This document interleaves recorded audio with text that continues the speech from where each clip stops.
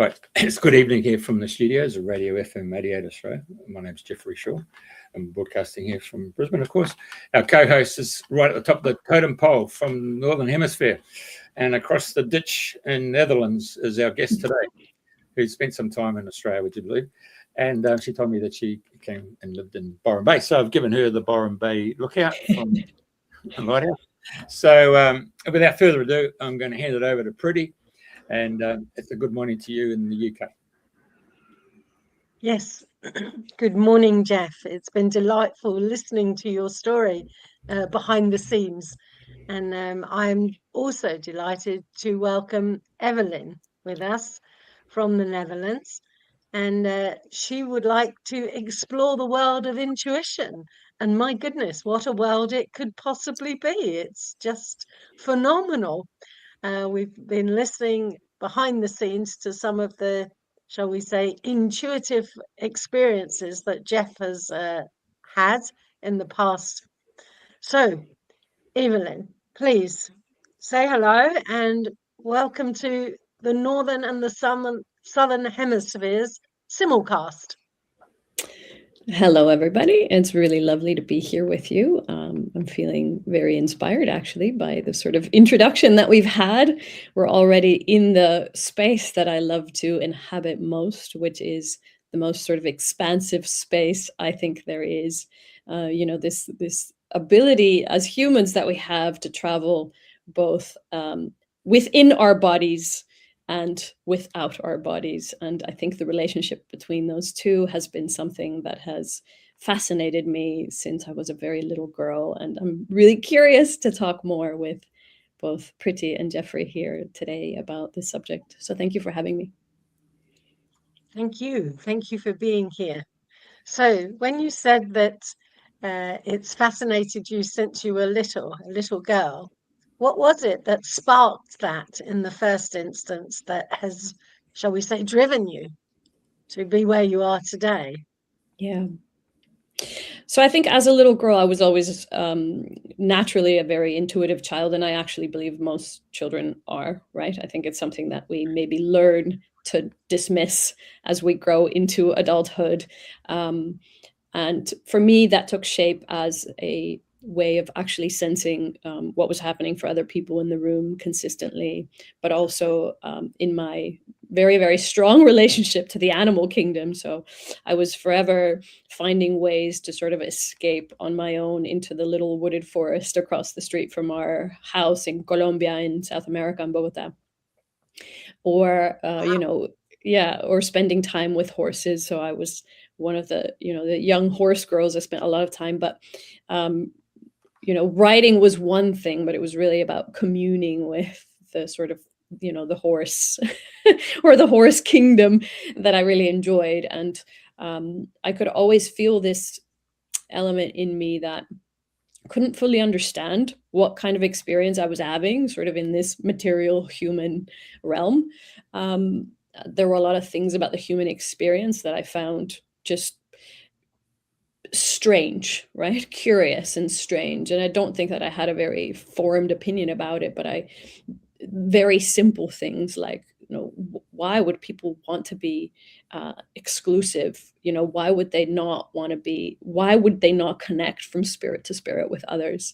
And, that might have expressed itself in that I was always connecting with the kids in a class that didn't have friends, or, so sort of through the act of empathy, but also because I felt like I just understood that there was this unified space that we all inhabit, that, you and I are not different from one another at a very, very sort of centralized aspect of form. So that's kind of what it was like for me as a child. And it's really interesting because this sort of happened unconsciously for me, but I went to see a wonderful, amazing palm reader in the Netherlands probably about half a year ago now. And she was reading my palms, and she said at some point, you really decided to take a completely different form in life, right? You went from your intuitive, natural sort of pathway into a very intellectual pathway, guided by intellect, guided by, rationale. And I think that is true. And I saw the split in me, and I spent years, trying to make myself fit into the world of this sort of rational thought material realm, and it drove several years of academic study, and also developed sort of the curious scientist in me. And what I love about that journey is that now, probably most recently, I would say maybe in the last 5-6 years, I'm starting to become really, really consciously aware of the bridging function that's really powerful at this time in sort of human evolution, of bringing those two worlds together. So if I look across my career and the history of my career, I've always naturally sort of wanted to bridge, the Western and the Eastern philosophies, the sort of mystical with the scientific space, because I see it all as a different form, a different language that we use as humans to understand what is this, what is this experience? What are we? What is this that we are having here as an experience? What is this life? And I can see how actually that split in those pathways has enabled me, has equipped me with the ability to sort of bring these two worlds together in a really helpful way. Wow. So, driven by questions, what is this? How is this happening? What's this? So there's a driving force that's curious. Is that fair to say? Oh, absolutely. Okay. Absolutely. So, so the split, how do you describe that? Is it a split of this intellectual, rational side and the much more innate knowing? Yeah, so I think the strongly intuitive side, the part of me that just so Jeffrey was telling some of his own stories at the start before we went live, and there is this space that we can, I think, inhabit that isn't sensorial, right? It's not within the senses. It's not driven or understood by the sensorial experience of life. It's like a different space. It's a dream space. It's an intuitive space. It's a spiritual space. There are so many words to describe what that experience is. And I started to see that as like, that was the space where I was always safe. So typically I'm somebody that loves to go to bed at 8 p.m. at night. And so that I have all this time still to travel into that space. And I did that as well as a child, but I started to create this separation around, well, that's sort of the thing I don't share with the world. That's not really what I talk about. There might be some judgment or criticism around that. So I'll just keep that to me. That's going to be like my little safe bubble or arena, and I'm going to try to mold myself and fit in with this, this human experience, this sensorial experience that I'm having here, and let whatever sort of outer drivers that seem to relate to success. And so how do you do this life well, right? What are the parameters that qualify as like, okay, I'm having a successful human experience. Let that drive my choices. And if I look at, so I have this pattern. I think we all circle around, what Rainer Maria Rilke, which is one of my favorite poets, would say. You're like circling around this metaphorical watchtower, maybe, as your life. And if I look through the lens of the metaphorical watchtower to my life, there are some inflection points where everything that I was building, that I was creating in my life, just disappeared. Like it just collapsed. So it's like relationships collapsed, home, career, and then it would be like a clean slate and I'd have to start again, which as a human experience, I can tell you that's quite a challenging experience to have. It's not, it's unsettling, right? It's unsettling to like lose everything. But every time that's happened, it's also because it's like the paradigm of what I was creating didn't really fit with what's true entirely for me, like what's most in integrity for who I am, or what this, I don't know, this journey of mine is going to express itself as. Does that make sense? It does, yes, it does. So this idea of integrity, is it a an expansive one, or is it something that's fixed? There's something that you know is you. How does that how do you experience that? Yeah, thank you. That's a wonderful question. I don't know that it's so I want to say, like, simultaneously, yes, it's fixed, and no, it's not fixed, in the sense of I feel like I am forever still peeling back the layers of the onion, right? Um, and simultaneously, there is like a knowing that I can't really is somewhat ineffable, I would say. I can't really say, like, this is the thing. It's just a knowing, a sense that when something fits and when something doesn't fit, right? It's a knowing that, okay, wait a second, like this isn't it. This is not the way to continue to move through this journey for me at this moment in time. And I have that very, very strongly. I don't know if both of you are, have come across human design and have any sort of interest in the concept of human design, but I think I don't know that much about it, but I have had my human design read, and I know that that's also a part of, how we all know differently in different ways what fits, and mine is like a very strong, like, immediate sense. And once it's there, I can't not look at it. Like, I can't not take the steps towards that integrity. I would say that's my integrity. Yeah. Okay, cool. It kind of reminds me a little bit of if I look at my astrological chart, I have all my planets in the unconscious except one, which is Mars, in the conscious domain. And really, I do what I do, but I have no idea why I'm doing what I do. And at some point in the future, that reveals itself, generally Wow. sometime later. But there's that knowing, yep, let's do this, but I have no idea why. Yeah. It's Yeah, completely exactly. irrational. Yeah. So Yeah. it's almost like a force, isn't it? It's almost like a guiding force more than, so the integrity is like the guiding force. Like, but you're not sure why or how or what it is exactly. Yeah. Okay. So let's continue to explore the world of intuition. What would you say to somebody who's very materialistic, and has never even heard of the word intuition? What are you talking about? Give Yeah. us an idea of what you might reply to somebody like that. Yeah. Beautiful. Yeah. So what I really love is to go through the understanding of, as a way to go in, right? To go through the understanding of how the brain works. So yeah. So if you think of us just from a biological perspective as this, like, earth suit, right? This material form. Suit. Nice word. Yeah. And you think of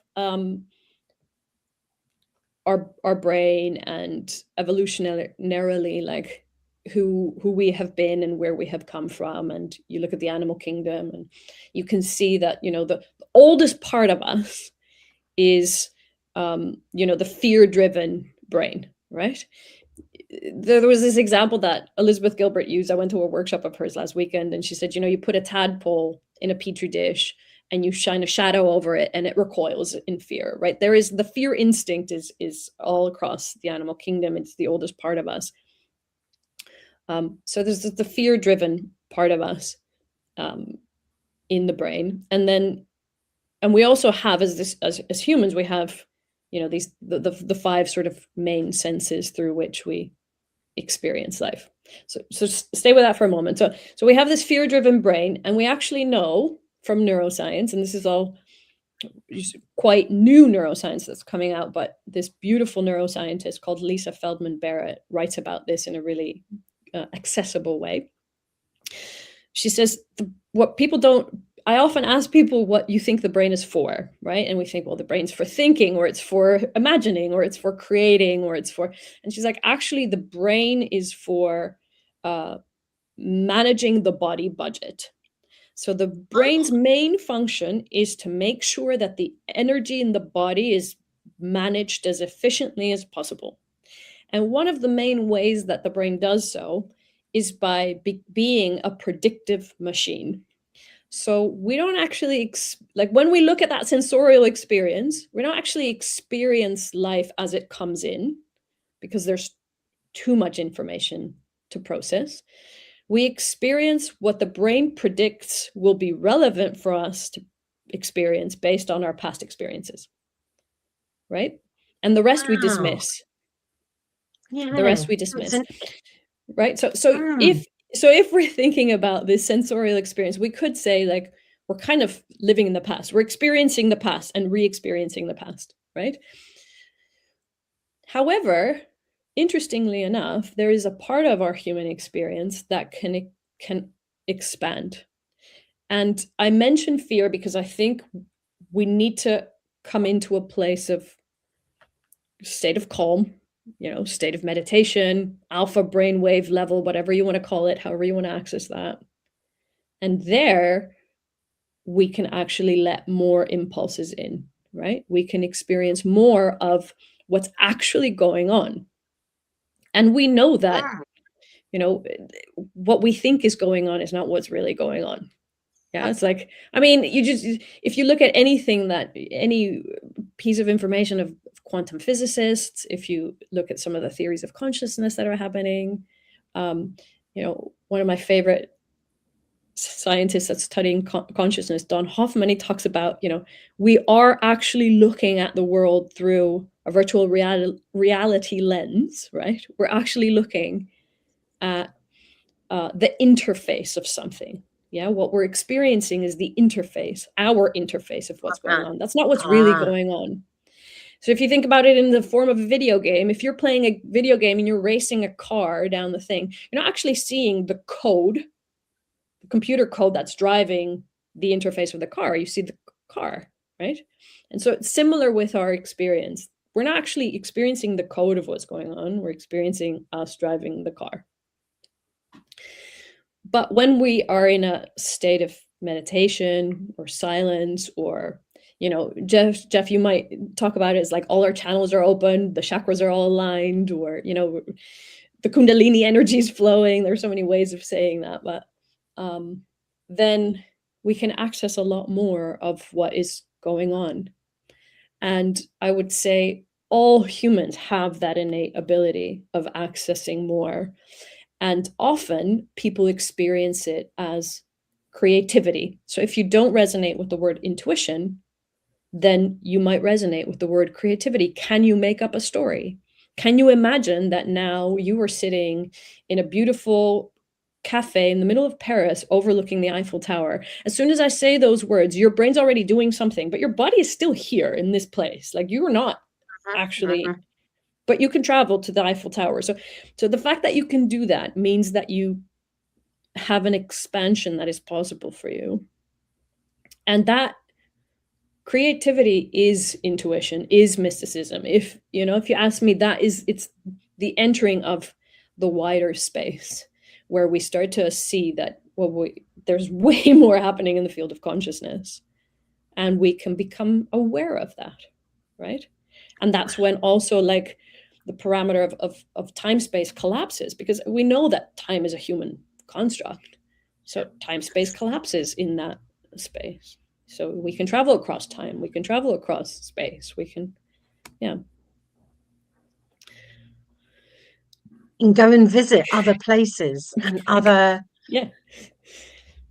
creatures and learn from their experiences and bring that into our perspective when we ground ourselves back into the Netherlands or into Sussex, and then look at the world around us in a different light, in a different way. Yeah, exactly. Oh. Yeah. I mean, there's this beautiful, and I know Rob was on the show, and he mentioned this podcast, but there is this beautiful podcast that's quite popular at the moment in the US called the Telepathy Tapes, right? yes, By yes. Dickinson. And she has this episode where she brings on someone, and I can't remember what her name is, a South African lady who talks about, telepathic communication with animals. And it's wonderful, right? It is this very hilarious story about being flown into a beautiful resort somewhere in Thailand, and where the baboons are all, eating the fruit off it's just like there's this fruit out for the guests, and the baboons come in and they're constantly taking the fruit. Baboons would. Yeah. And the hotel staff is like, how do we get these baboons? We've built a fence, and they've already managed to get through the fence, and they're taking. And so she sits and she talks with the baboons, and she says, well, to the hotel staff, like, you might not like what you're about to hear, right? But the baboons are saying, the humans don't need all this extra food. Why do they even pull the fruit off a tree when they're not going to eat it right away? It's just going to go off. We're actually helping them. We're taking the food because it's all going to go to waste, which is not a way to deal with Mother Nature, right? It's just a lovely, lovely conversation. So I think, I think we're living at a time when probably for the first time in history, we have a level of awareness of what we're doing as human beings to the planet, to one another. Like, we've always been doing it, but I think we have a level of awareness around it now that asks for a different level of responsibility as well. And my sense is that we need to explore that space of intuition, of wider consciousness, if we're going to make different decisions, if we're going to take different action, if we're going to sit and rest in complexity, the complexity necessary to sort of see the bigger picture, So a little bit more about information gathering, albeit through intuition and not knowing why you're seeing what you're seeing, and taking that and bring it into a new perspective. So that, and make better quality decisions. That's right. So, for the listeners, maybe I'll bring that home in a very personal way, if that's helpful, yes, right? Please. So how do people actually do that for themselves in their own lives? So, and Jeff, you might know him, but the way that I was initially sort of introduced in this technology that I'm going to talk about now is through William Whitecloud's work, who he spent many, many years in Australia. And I think actually that's where he built up most of his career. And he currently lives in LA, and he's originally South African. But, he would talk about this idea of natural success. Natural success being our ability to create the lives that we most desire, like, and not desire from a material realm, like, okay, I'd like to have some fancy car and some, beautiful wife and some like $1 million bank account or whatever. No, actually, like, deeply intuitively desire for the full expression of who we are. And the technology that he introduces is quite simple, but I think in this context, it has helped me understand, how do I use this larger awareness to guide my decision making in my life, right? And so what he teaches and what you learn to work with is this idea of setting up a tension between where you are right now, your current reality, which often does bring up the worries, the fears, the old sort of brain, activation. I feel like I'm in lack. I feel like I'm not good enough. I feel like the conditions aren't right for me to create the life I desire. It's the human experience. He would call it, I think, it's our current reality. He would just maybe say, like, well, that's our egoic dysfunction, right? But it's our ego. Our ego is an inherent part of this earth suit, right? It is like it's our orientation system. It says, like, this is the interface that I'm in. That's the layer, right? So it's always there. We just need to see it, become aware that that's what's going on in our egoic space. And then bringing ourselves through like a meditative practice, letting go of the need to know, because the need to know activates that rational brain, letting go of the need to know, asking ourselves what else is true about, for example, I always love this example. I have this one for a relationship. So I was a single mom for a while, and have a challenged relationship with my ex-partner, who's the father of our child. And so I had this very strong notion, like, I don't ever need to be in a new relationship again. I'm done. I'm good. You know, I've had that experience. I'm good on my own. I'll just stay in my own, you know.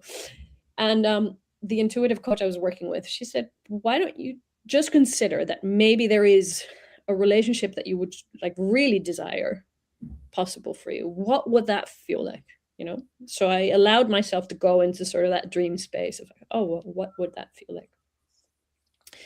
And so I would set up the tension between, okay, here's my current reality where I think no more relationships, like no more challenge.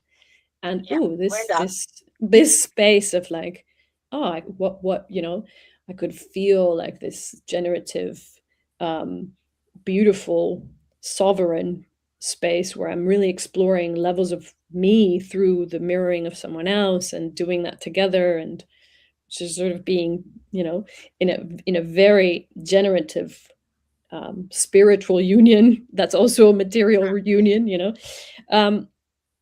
And so you set up the tension, you visit both spaces, you allow that tension to be there, because it's actually the tension that generates the momentum to move towards something. So we need that.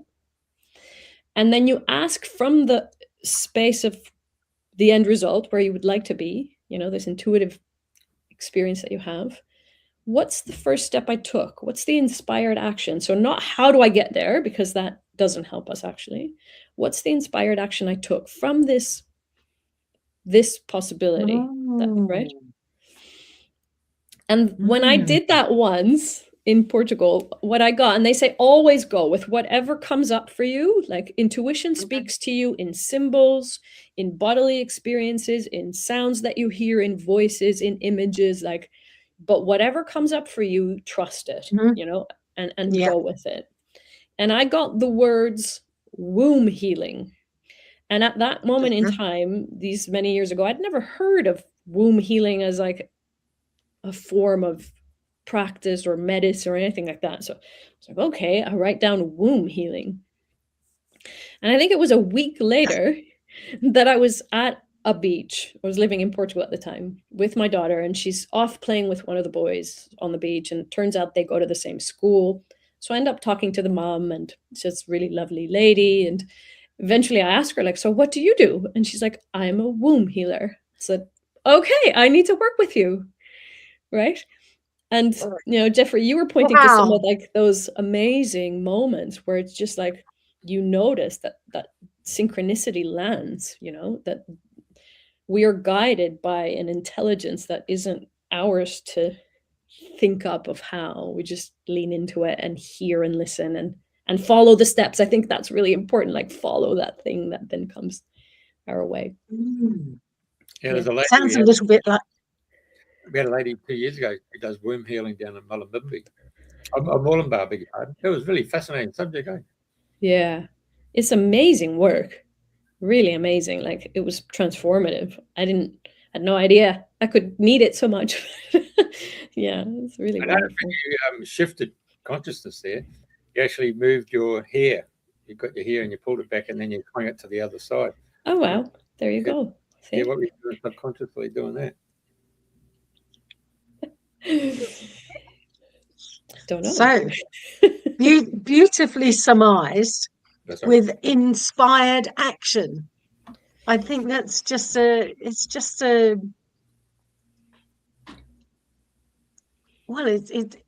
whole way of being. If you're just doing things from inspired action without rational thought, and off you go. I don't know what I'm doing. And one of the audience typed in or sent in to Jeff about how much trust there is in operating in that way through life or navigating it. Yeah, absolutely. That's a lot of trust going on, isn't it? Is what Melanie wrote. Yeah. Oh, and I think that's right, you know, and it feels like a countercultural thing to do still. My experience is that what I see around me is, and my belief is that we'll move to a place where this is more accessible for more humans. And but yeah, there is something about trusting the non-linearity of it, trusting the, and it's more than trusting, is even like the ability and the willingness to relinquish control. You know, that fear-based predictive brain wants to control, it wants to know, because if it knows, it feels safe, and it can keep us safe, and it can keep the body budget effective and efficient, right? So it's like this invitation of, okay, actually, let go of control. I'm not in control of this experience. Something much larger is guiding this experience. But as soon as you practice it in small bits in life, and you get that reinforcement through the appearance of, you know, synchronicities, or you just see the results, right? I mean, I ended up with an amazing partner in this relationship that I have envisioned. You start to understand, like, oh yeah, okay, this is actually working. And you start to see as well that when you stay in the egoic orientation and the ego-based decision making, you're just creating more of the same stuff, more of the same patterns that you are constantly creating in life. And that's also a choice. But I think the expansive way is much richer. And I think, and again, like, if I take it to a global scale, I would say it's very much necessary and very much needed, right? Because what we're doing in this space and what's driving some of our global political decision making and things, it's just, yeah, I don't think it's where we want to go. I think the expression least said, soonest mended. Yeah, exactly. Okay. Yeah. So Eveline, how do you nowadays go about the business of coaching people with this and exploring mental well-being? Because in your bio that you sent me some time back, you call yourself a mental well-being strategist, which sounds like everyone needs someone like you, a mental well-being strategist. Please tell me more. Oh, that's great. Thank you, Pretty. So I think I introduce it in a myriad of ways. I think fundamentally it sits as the premise of what I believe to be true when I work with anyone or on any given project. Namely, I don't think any of us need to be fixed. You know, I think all of us have this very unique, very beautiful soul's journey that we're on. And so my work when I'm in the room with someone or with a group of people is, how do we get people to see more of themselves? And I'm going to steal something from this beautiful life coach called Martha Beck, because I didn't know she said this, but I thought, yes, that really resonates with what I fundamentally believe. But she just said it in a really powerful way. She says, our work is just to help people regulate their nervous systems enough so that they can know what they already know. And so I think about mental well-being and mental well-being strategy. It's like, that actually makes a lot of sense. If I look over the course of my career, like you both know this experience, when somebody who's really calm and really comfortable with who they are, and they're really aligned with what they're here to bring in the world, and they come into the room, and we were talking about Eckhart Tolle earlier, right? They come into the room and there's just this presence. There's just this sort of, you know, field that they create just by being who they are, right? So, and I think we all have the potential to go there.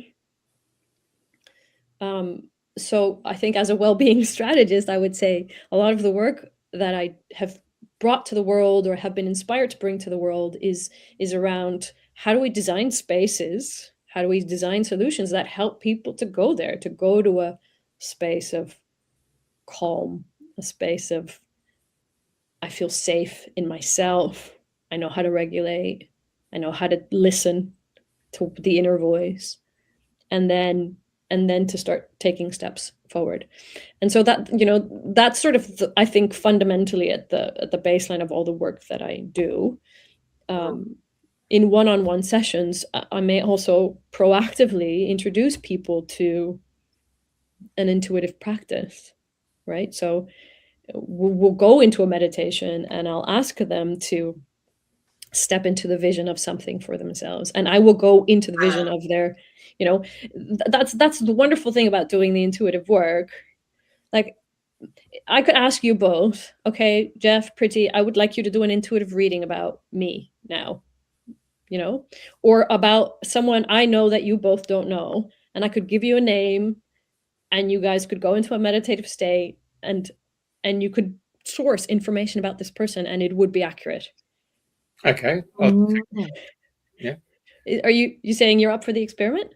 Yeah. Yeah. That's great. Okay. Shall we do that? Yeah. So first of all, do I have your permission to read you on all levels? Yes, you do. I do. Do you want to specify it? So no, you I was pretty sure you were going to say no. You're not going to bring the rational in here, dear. No, exactly. But so let's go, girl. For an audience, this is great. For an audience, Pretty, do you want to do it like around the technique? Is that helpful for the listening population? Because Jeffrey, I know Jeffrey will be there, right? Okay, I'll be the witness. Well, no, and you could use the technology if you'd like to try. Then I'm going to ask you. Okay, ask you if you can read My Genius. So if you imagine what is my genius, and then do whatever you need to do. If you want to close your eyes and take a moment and just settle into your body and let go of the need to know, which I think you do naturally as well, Pretty, and then what's my genius, and then whatever comes up, you stay with that and you make up what that means to you. So if you get a symbol or an image, you make up what that means. Okay, so first of all, go, Jeff. You're trying to conditions here of saying this is the step we want to go to, and I go from another perspective, which is when I ask your permission to read you on all levels, I'm now talking to your soul. Yeah. And your soul is telling me in a direction that you haven't been looking at, or just needs to be put to the forefront of your mind so you can see clearly. Yeah. Yeah. So I've got a gentleman with me who I would consider to be your grandfather on your mother's side. Okay. Yeah. The guy's in a black and white suit. Okay. And he's got a clipboard. He's got all his little check boxes it's got to go through. And he signs off. It's sort of like in machinery. It's like armaments or tanks or something like that. Machinery, definitely machinery, but it's got to go through a check box. Yeah? And it's all about compartmentizing your brain and your mindset. Yeah. So then I'm given a swallow. No, not a swallow. It's a larger bird. I was going to say a seagull, but it's not. Jonathan Living is a seagull. But it's definitely a bird, and it's about soaring. Yeah. So it's about getting out of that mindset and to get the wind under your wings and allow it to soar, to give you a different perspective. And that perspective I can see right across the seas. I can see the islands. Now I said, where am I going now with this? I'm seeing the UK. I'm seeing the White Cliffs of Dover, but I'm also drawn to the Pacific Islands. I don't know why the difference between the chalk of bloody Dover, but also the Pacific Islands. And the Pacific Islands is straight out of that bloody movie Moana. I'm not surprised. A really idyllic island, and of course, what's the name? He fishes out the bloody what's his name? Out of the mythology legends, isn't he? Dwayne Johnson played him. Maui. Maui. Maui.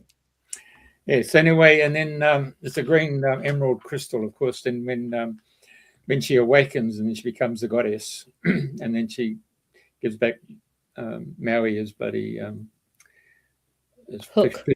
Yeah. And then she says, "Right," and then she goes back and curls up and goes back into a deep sleep and becomes that island again. So it's almost like saying you can become the goddess, and it's about going back into nature, and you can go into that dream state. But the thing is that it's in the dream world that you'll get a depth of understanding that surpasses the academic world. And so when someone comes to you for a session, you throw away the academic book and then you listen. And as you listen, you actually move into the energy field and you actually read their whole energy signature. I'm actually taken back to my grandfather on my mother's side. And I originally, we've got a team of people coming in here, but he actually said to me in a dream state, he asked me what program I was on. And that was the biggest clue for me to be able to go in and get my own answers, and establish what program I was on. So once I found that, it was like I was operating on a software program. And then once I understood all the different components to that software, I thought, oh, okay, right, I understand where we're going. So for yourself, I can see the academic world of coming down the left brain, and then all of a sudden you've got to throw yourself in the deep end to learn how to go into the world of intuition. But in order to get that, you need to be able to encompass the people who come to see you, and you need to have the empathy. And the best way to have the empathy is to be able to walk in those moccasins of feeling it, touching, and experience. And then you realize when you articulate to that particular individual, then they can sense your energy field, because your energy field will awaken them. It's like I can see the actual. It's like the peanut and the shell breaks next second. A legume comes out, and you provide all the nutrients and the nitrogen of the soil to be able to grow. Yeah, and I think you're doing quite well, mate. Thank you, Jeff. Thank you. I really love this. So this is what I'm going to share with you guys as well. Jeff, you have more things coming in, I think. Do you? Yeah, I'm standing in front of a blackboard now and doing the ABC. So it's something the ABC. It's all about learning, isn't it? You don't have to sing. You don't have to sing the alphabet, but it's. I'm grateful for that. The ABC, but I think your journey is going to shift quite dramatically now. Yeah, I think it's definitely going to shift. So this morning, as I was out walking the dog and I was, doing the intuitive thing around our conversation today, I had this beautiful image of like us being catapulted out of this studio and into the sort of spiritual realm. And then it was like, oh, we're just having a conversation of souls. Like that's what's happening, So I love that there's a resonance as well with what you just shared. Thank you. Fabulous. Yeah. Okay. And for me, instantly, I didn't even have to close my eyes. I had the image of the rainbows from just this bridge of colors that are all integrated but separate at the same time. That was immediately That's beautiful. if you like, the inspired image that I received when you asked me the question, what is your genius? Wow. Thank you. And that's how I saw it. Beautiful. Yeah. So if you were to interpret that symbol, right? What's the story you would tell around that?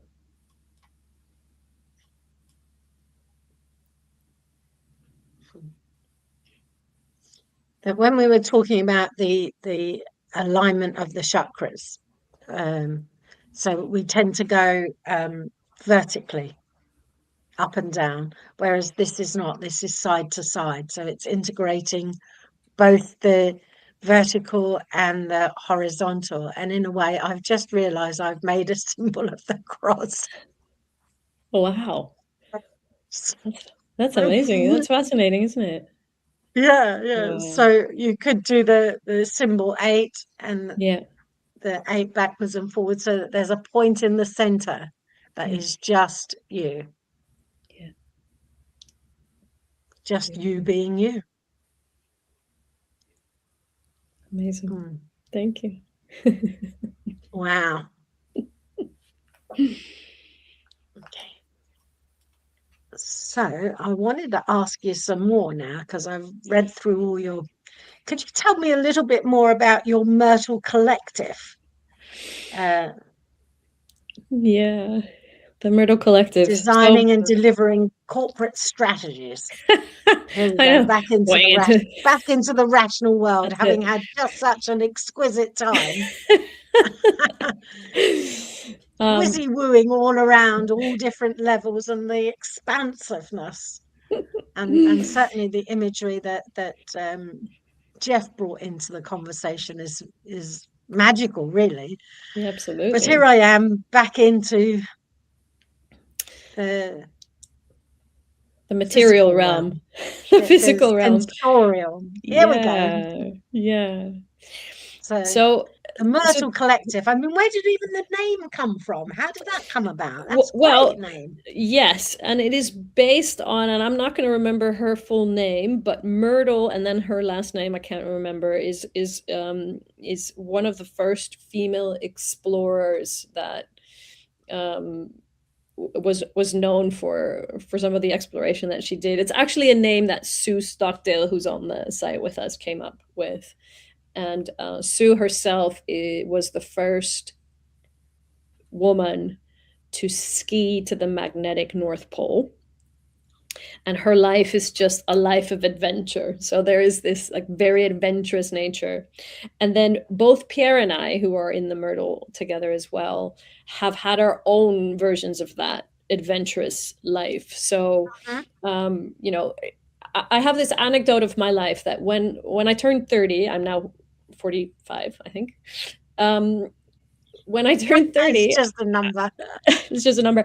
I'd lived in 30 different homes by the age of 30. I think I'm actually surpassed my age in terms of how many homes I've lived in, right? So, and I was born in Venezuela in South America, and then was raised in, you know, Venezuela, Colombia, and the Caribbean, and then have lived in Brazil and in Australia and in Portugal. And so there is this sense of movement and adventure across physical land, but also, of course, movement and adventure across inner landscapes. And Pierre is much the same. He lives in Argentina in a small town in Mendoza, and he's from South Africa. And so there was this adventurous thing, this adventurous spirit that I think unifies us and is part of the seed of the Myrtle Collective. And then we also have kind of unique lenses of how to work with people. So we all do something in the space of facilitation or coaching. And we kind of wanted to create this trifecta where we could almost really literally create that rainbow pretty of like, here are the different elements that a company, which I see companies also as like organisms of themselves, right? A company may want or need guidance towards their own intuitive vision, their own desired end result, whatever you want to call that. And they may not resonate with the language of, you know, let's go into the realm of consciousness and let's source it from there. I think there are some really brave, wonderful entrepreneurs doing that, because I think that's amazing. Like, I wish we would all go there, you know, naturally. But I think the truth is that if you sit with a whole room of people, that there might be some resistance to that. And so we wanted to bring together our own sort of skills and our own ability to communicate this through our own language and expertise to offer groups, companies, communities, whatever it is, a journey where this becomes clear. There's like the things that get in the way, the worries, the egoic identity, but then collectively, the collective things that get in the way when we want to move towards a particular mission or vision. The sort of, how do we go into the sort of more quiet space so that we can source the more creative, intuitive ideas? And then an element of coaching that takes people into like, how do you create that collectively? So what are the kind of conversations that you want to have or need to have to move towards that vision? And then what's the first inspired action, right? So it's in some way very similar to the sort of the individual work, but it is also placed in, more corporate language. And and so Pierre brings this really wonderful ability to he's really creative, and he creates really sort of tangible, very visionary, sort of culturally challenging projects to life. So one of the things he's done, he's made a documentary about a river in Argentina and talked about like, how does this river actually keep all of the areas around it alive? So how does it feed the human populations around it? And of course, there's the mining going on in the river, and so the river is being polluted. And so what's the influence of that on the entire ecosystem and also the human ecosystem around this river? And then he was able to project it on a dam in his hometown in proportions that's like the largest projection of a video, I think, known to date. And then the whole community could go there and see and experience, like, this is what the effect of what we're doing to the river and how it's influencing us, right? So, yeah, really cool. So the river speaks. The river speaks, exactly. And the river speaks, and it's broadcast on a huge screen. Yes, that's it. That's it. That's tidy. Yeah. So he has a really nice way of like bringing ideas to an actual artifact. Like, okay, so how do you make this tangible, right? So how do we help people make something that is an idea, that is a vision, tangible? And then Sue has this beautiful adventurous nature of like, how do we guide people to then, align with each other and also talk about the things that come up with them personally. And yeah, so I think that's the Myrtle is just that, is this beautiful collective of the three of us who also just signal like, hey, something different is wanting to emerge in the world, is needed in the world, right? So like, yeah, circling back to some of the things I said earlier about how do we create something more generative, a more beautiful world, right? Which I think is part of dreaming the dream, is also about, creating a more beautiful world for all of us. Yeah. And I wanted to, if you like, go back to the vision that Jeff described to you of your grandfather and the clipboard, and with that information, has it created any other inspirations and inspired actions within you? Yeah. I mean, yes. So there are actually two things that are going on for me around that. One is my grandfather served in the war for a while as a German informant. And so like the image of him with a clipboard, I wonder like how it might also be really accurate with his own sort of experience. And so the thing that was going on for me, and has been going on actually for a while, is I'm very curious about our own systemic dynamics. So what's my ancestry? And so it's not just me that chose to have a split in like my material life, but I'm also coming from a system. I'm integrally part of a system. There's maybe a systemic thing that wants to happen through me.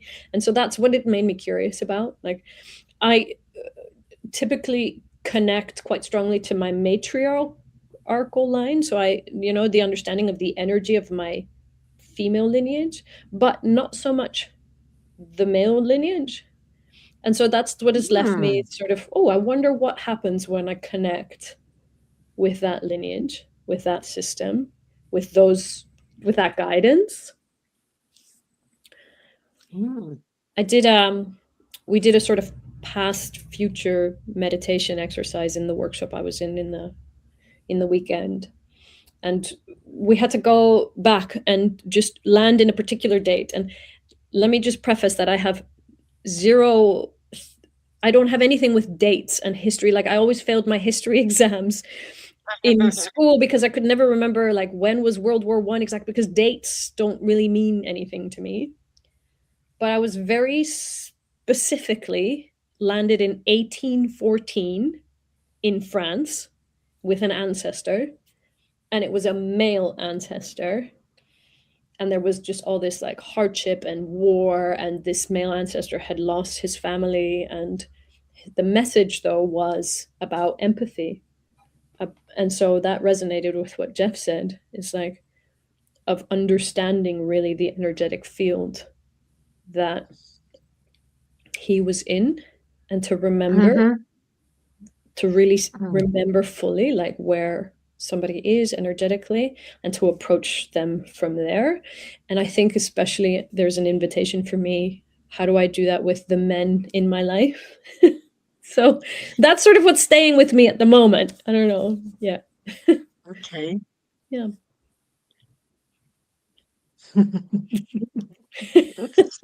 Okay. Is it just the men in your life, or the masculine aspect of the women in your life too? Yeah, exactly. It can be also the masculine aspect of life, you know, just of the women, but also of myself and of life. Yeah. I'm still intrigued with the clipboard, to be honest. Yeah. From that, it's Moana in the movie, you know, where Maui's fishing up, what's her name, and then he buggers up, and so the goddess awakens and she gives him back his mana. So, yes, so the fact that it's like Kata, I think is her name, and Tafidi are the same being, right? Is it that scene? Like, you know, so the water splits and Moana's bringing the heart back to Kata, which is like the goddess of like the, you know, she's like trying to essentially kill Maui and like spew fireballs at him and whatever. But as soon as it's a dark side, but it's the dark side. Yeah. It's the white one who is the higher. And exactly. When you start seeing the partnerships with the tarot, yeah, and you know, see the emperor and the empress, and then as you go up the scale, up the what's that? So Maui might have been able to fish up New Zealand or the islands, but she's the one who's the guiding principle who gave him the energy. So right, exactly. Coming back to the female essence of the goddess. Yes. Yes. Beautiful. I don't know about the Dover and the chalk, you know, the White Cliffs of Dover. I never got to England. I'm looking at it, but I never got there. I'm looking at it, but I can see it across the water, but I haven't got there yet. So, I think that relates from France. No, I didn't see France. Might have been from the what's that place in Netherlands called? Hoek. Hoek van Holland? No, that's it. You got a ferry that goes from. Is it called? It goes from Hoek van Holland, I think it's called. Hoek of Holland. Yeah. It goes across to. Does it go to Harwich or go to Folkestone or? I don't know, actually. I mean, I have taken the ferry over to Dover, but I've taken it from Calais, so the north of France. So I'm not sure where the one in the Netherlands goes. Yeah. I know that there is one that goes to Newcastle. Other than that, yeah. North Shields. Yeah. Yeah. Yes. Yeah. Okay. Yeah. So would it be fair to say that the work that you do these days is to create space for inspired action, and that in the creating of that space, it is about letting go of any preconceived ideas or any logic or any rationality, just get to that quiet space? That's so hard, isn't it? That's a really hard question. It's a really hard thing to do. It is really hard. And I would say yes, and right, yes, and the logic. So what I think happens quite a lot in the realm of well-being, if we go to look at certain like therapeutic modalities or healing modalities, is that we create this perception that only once this part of me is fixed, healed, dead, the ego has died, then I can be in the non-logic, in the intuitive, in the, you know, and I wonder if that is helping us. I don't think it's helping us. And I don't think those things are exclusive, mutually exclusive. So, which is what I really love about William's work, is that he says, no, that's okay. We need this egoic identity. And that doesn't mean that there's not a space for healing. And, you know, there's also a space for healing. Like, that's not dismissing the healing modalities. But it's saying we don't have to absolve this to get here. We actually have, in this bizarre and wondrous human experience, the two things that sit side by side. And maybe that's by design. Maybe those two modalities are by design because they set up a tension. There's a tension between the logical and the non-logical, right? They don't like each other. They're like, you know, like their magnetism is in opposite directions. But because of that, it creates something. It's like, if you hold an elastic band and there's no tension, it does nothing. But you hold it and you let one side go and it moves, right? There's a trajectory. And so if you look at that just also from a principle of physics, if you look at nature, nature uses tension to create, right? And we are creative beings. So we could use that tension between the logic and the non-logic to create. It's just that we need the tools and the insights of how do we do that and what are we creating, because we are always creating, you know, whether we're unconscious beings creating or conscious beings creating, we are always creating. So So did you come to manifest your current fella? You did that through the power of imagination rather than set up a whiteboard. Yeah, exactly. Yeah. God, I've gone into one lady's bedroom, this is going back 20 years ago, and she had photographs of different fellas based on their anatomical body parts. So she wanted this nose, she wanted these ears, she wanted the colour of the eyes, you know, elongated face and then the tallness. It was really interesting. It was like the chop shop, but anyway. That's fascinating. I didn't get that specific. Yeah, it sounds a little Frankenstein to me. Exactly. Well, the power of imagination is pretty important. And so it is so important. Yeah. Actually, I call it Imagineering. Yeah. I like that. Imagineering. Yeah, beautiful word. Yeah, you imagine it and then you engineer it into manifestation. Exactly. Yeah, Imagineering. That's beautiful. Yeah. The art of Imagineering. I like it. Make a note. I am. Amazing. You can use that at the weekend. Exactly. So what are you currently working on these days? Primarily, so I've been, you know, working with, so back to that sort of the watchtower that my life is circling around. I had another experience like that just a year ago where like everything collapsed. I lost my home. I lost the current circumstances around like my parenting. I lost my income source. So, you know, it's like back to ground zero. And so this last year for me has been an invitation, I think. It's like, okay, how do I really use that power of Imagineering to create and to build the steps that I want to source, that are aligned with what is true for me, really, you know, what I deeply desire.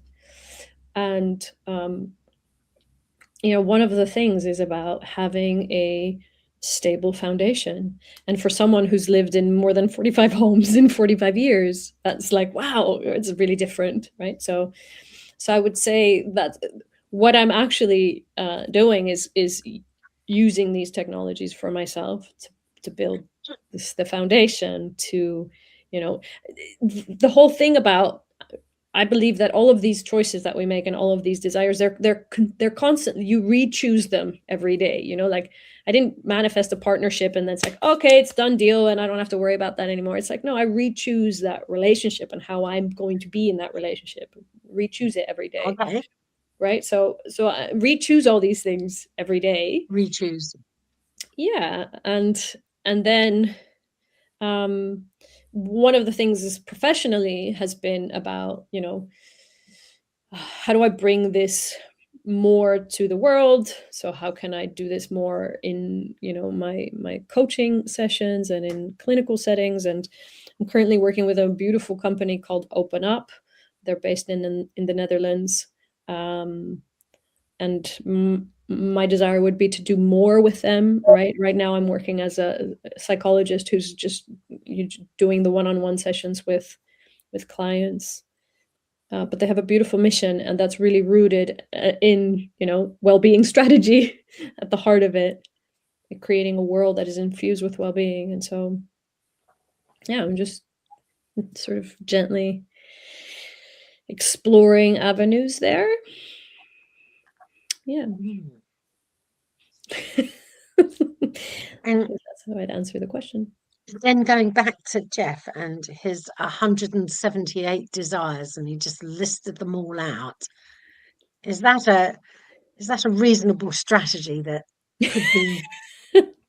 could become worldwide, where you've list all your desires? Well, what I love about Jeff's story, you know, is less. So I have a bit of an aversion around do these 12 steps and you will be okay.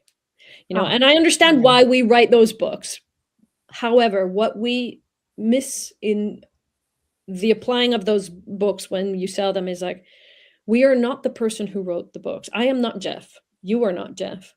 Jeff has his own beautiful, unique, powerful journey here. His soul's journey and the way it manifests in this human form is unique. And so we may not ever write the 178, you know, desires list. But was really resonated and came through really strongly when we were listening to Jeff's story was he leaned in to what was coming his way. You know, what he heard, where he needed to be, what he needed to do to be in the right places that were drawing you in, Jeff.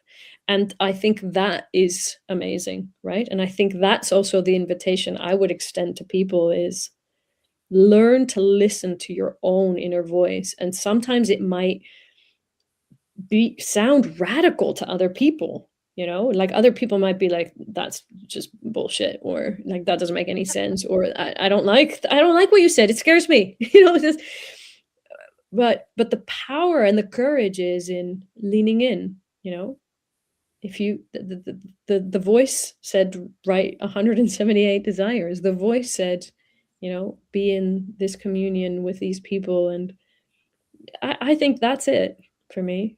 Yeah. And there is no manual, you know, there's no manual that there's no pretty you know what I mean, there's no manual that would fit all of us in that way. And I think that scares us. I think we would prefer if there was like, if I just do the 12 steps by Gabby Bernstein or what Eckhart Tolle is doing, then I'll be okay. You know, it's like, I think part of being human is daring to lean on the uniqueness of your own journey and trusting that you can listen to a voice that is, you know, to your point, Jeff, like the loud, boisterous voice that appeared to you is like, we all have something like that. Yeah. Hey, we've had enough authors on the show over the last 7 years. The majority of them. Sorry if I offended anybody. No. Okay. There's only one individual who stands out from the crowd. And she expressed to us, most authors will try and reach out to their muse in order to write the story. But most of them are all beginning, a middle, and an end. And this particular lady, Tracy Harding, she's called Seats of the Pants author. She has no idea what's going on. She's written 13 books, of which 4 of them are in trilogies, and each trilogy then rolls onto the next trilogy, to the point that her readers have said, "Oh, can you go back to the prequel and how it all started?"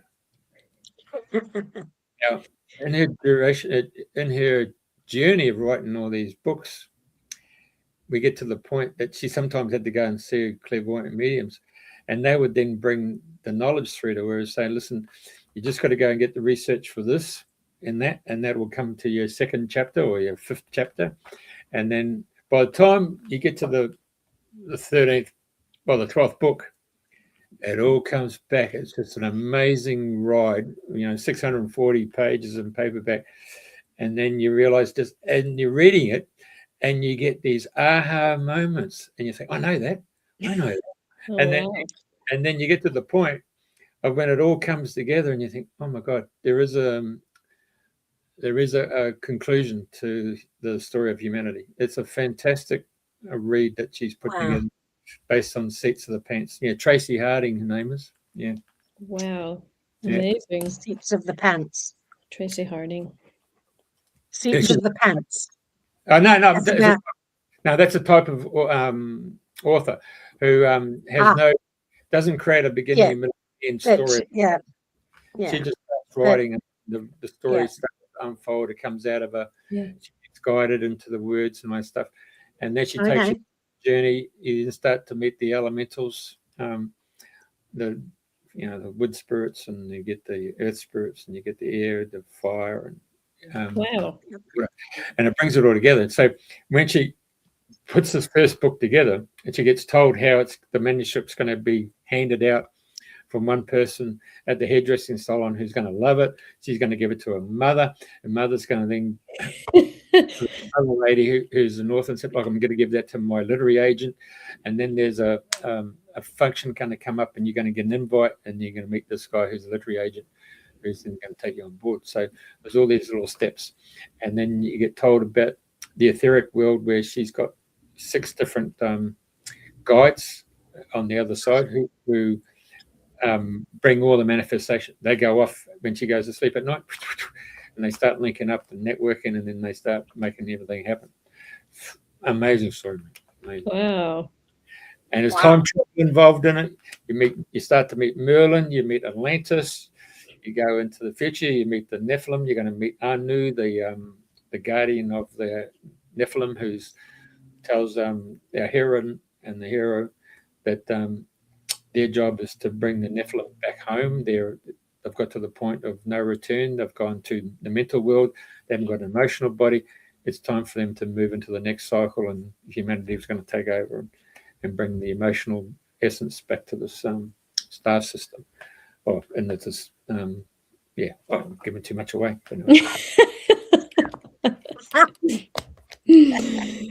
Amazing. So you're talking, it's not, the title is not, just to clarify, the title is not Seats of Your Pants, but it's the style in which people are flying by the seat of their pants, haven't really gotten any idea of where they're going, what they're doing, and it's one step after another. A bit Hansel and Gretel, following put the pebble down, and you just pick up the pebbles, if you know the story of Hansel and Gretel. Yeah, so the first book is called The Ancient Future. Yeah. I love it. Starts in Sydney. Her and her brother are Taekwondo exponents, and they win their championships. And then this situation occurs that sees her brother die from a brain aneurysm as a result of his title fight. Her father then, who's a British historian at the New South Wales University, says, "Go and see your auntie over there in Wiltshire," and of course, Oxfordshire, I beg your pardon. And then she goes to Oxfordshire, and the car breaks down, and it's right outside the King's Stones.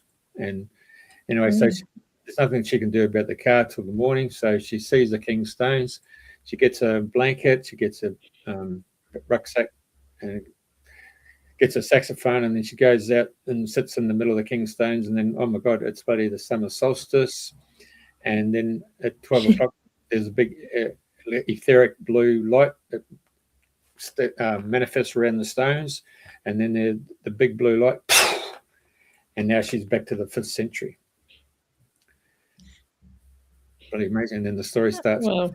And then we start learning about how she meets Merlin, and then they then try and time travel back to this world, and then they go back 25,000 years to Atlantis, and they come back to this world and into the future where the problems with the climate conditions, and they then start repairing the planet. And then Wow. I'm giving you heaps of bloody knowledge. Yeah, exactly. Fantastic. That's great. You're going to meet all the masters. You're going to meet them all. Yeah. Amazing. Yeah. Anyway, we're not here to talk about me. It's okay. No. Sorry. But we're talking about the ancient future, which is Mm. integration. Get the first book, and then you'll see the other books that are in that series for that first trilogy. Then you go into the second trilogy, third trilogy. Yeah. Amazing. And you're going to get all those aha moments because you know that you've lived it. Wow.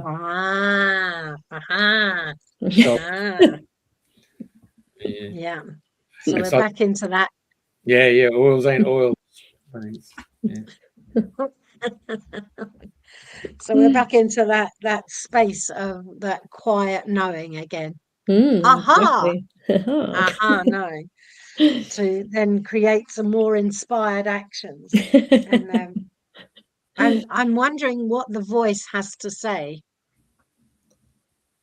Whether or not we have different voices that we listen to, that intuition, the voice that comes from deep within. And then there's the external voices that move us towards that space. Would you have anything to say about that, Eveline? So what do you mean with the external voices that move us towards that space? So what do you understand that as? Okay, that's a good question too. I was listening to Jeff and his story, and in Yeah. listening to his story, I am now inspired to find myself in a nice, quiet space and hear what the voice, my inner voice, is going to say. But it's prompted by Jeff speaking and talking about the ancient future. So there's an external voice that didn't come from inside of me. Yeah. That says, "Oh, I wonder what would happen." Yeah. Yeah. I think that's a really nice way to look at it, is that so if I circle back to William's work, he talks about the principles of alchemy, right? He talks about working with the principles of alchemy, where you take the manifest and you make it volatile, and then you take the fixed, you make it volatile, you have the volatile and you make it fixed. And so if you look at that relationship and that interaction, I think there's something really interesting that we get to do as humans, where we are alchemists, right? Even in using language, we are fixing something ethereal, right? There's always, and there's like this slight distortion that happens as soon as you have an idea, and like you have a poem or a song or an image, and you put it on paper or you say it in words. It's like, yeah, not quite. Like it's almost that thing, but it's not quite that thing, right? So, and so I would say that the relationship that we have in experiencing ourselves as individuals, right, as like separate entities, allows us to be in this alchemical process, allows us to do this, like make the ethereal, make the volatile fix, and the fixed volatile. And I think we learn something when we do that. So I would say the other voices are there because they make fixed something that otherwise maybe wasn't even in your awareness, and now it's in your awareness, right? So Jeff's sharing inspired you. Inspiration is like something has come into your awareness that you weren't aware of maybe before, or not in that same form, and then that allows you to do something, take action in a particular way. So then you can take your own fixed and make it volatile, and take your own volatile and make it fixed, right? So I think that's the function, I would say, of the external voices, is they give us an awareness of what's possible, and then it becomes possible for ourselves as well. and then we move our barrier. So I love that example of, I'm not going to get the numbers right here, but that the 100-meter run used to have a time max, or like used to be run in 8.7 seconds or something like that. It's not that, but whatever it is, it's probably 4 minutes, 4.5 minutes or something like that. Yeah. And then one person, right. And then one person broke that mark. And then all of a sudden, all the athletes are able to do it under the 4.5 minutes. It's like, why? Because all of a sudden this thing became possible that wasn't possible before. It wasn't in our awareness before that we could even potentially reach for something. And you see examples of that consistently in the human experience, you know, and I think that's the power of bringing out our voices, even sharing our stories, also when it feels like it's outside of the realm of what's possible. That's what's beautiful about fiction writing, you know, is that it makes all of these things possible because now they're an idea in the world. And now we can live into that idea. And without that, we don't even know that it's possible for us. Yeah. Just change the subject slightly. Is I used to go to singing lessons, and the pianist would go, you have to go up and down the scale, you know, go one octave to the next octave. And then you get a guy like Chris James, who comes from Lismore, who's traveled the world, and he teaches singing his way. And his way is just unbelievable. It's not singing up the scales. It's going there and getting a group of Neville Nobodies on a Saturday morning, and then Sunday afternoon getting a 4-part choir of, 34 all singing and harmonies.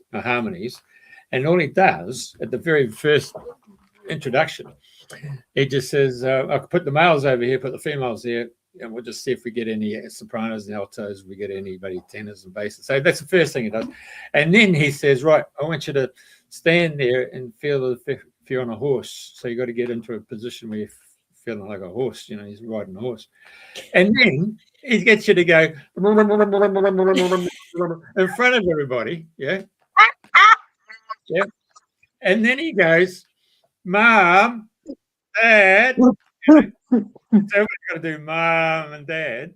And then he goes and pulls out a couple of songs like, Michael rowed the boat ashore, row, row, row your boat. Oh, Lord. And then he'll go and do Frank Sinatra.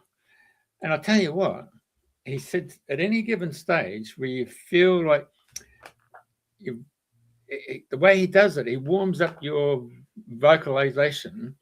So instead of being in scales, just going rigid, you're rigid in your actual throat chakra. He expands it right out here. And then as you're doing these warm-ups, then it comes back and you find you get yourself an extra octave in your voice range. Awesome guy, Chris James. He used to come to England and teach people. So, so that's a game plan where, okay, classical trained, this is how you're supposed to be doing the singing. And then you pop singers who haven't got any training at all, and they get right into their vocal cords, and they actually end up, having problems with their vocalization because they really haven't learned how to warm their voice up or do this stuff. Chris James takes you to a whole new level. So when you're talking about your little story about getting under the 4.5 minute mile, that's exactly right. You just need that one person to break the mold who's not caught up in the game of what would you call it? Sedentary thinking, isn't it? Yeah, exactly. Yeah. I love that example. Thank you. It's brilliant. You do it so well. We can all do it. That's right, because he said every child comes to the world, they've got singing tones, and it's like 8 years old, then the actual tone disappears to become clear cut. Yeah. Cool. Yeah. We're back to so good. What's next? Well, good question. What's next? Eveline, is there any questions that you'd like us to ask you? that we haven't asked already? I don't think so. I Anything? think this has been like a really lovely, rich conversation. And thank you. Thank you for offering the space also to really openly explore this. I really love, sharing in this particular way on these topics. So yeah, I'm quite happy to round off here, if that makes sense for both of you. Yeah, well, I must say I've laughed and I've enjoyed it. I think it's been flipping brilliant. Thank you very, very much, and for your openness, and intuitively, between us all, we've navigated the last hour and a half or so in the most delightful way. Thank you very, very much, both of you, really, because it's a major contribution from all of us. Thank you. Thank you. All right.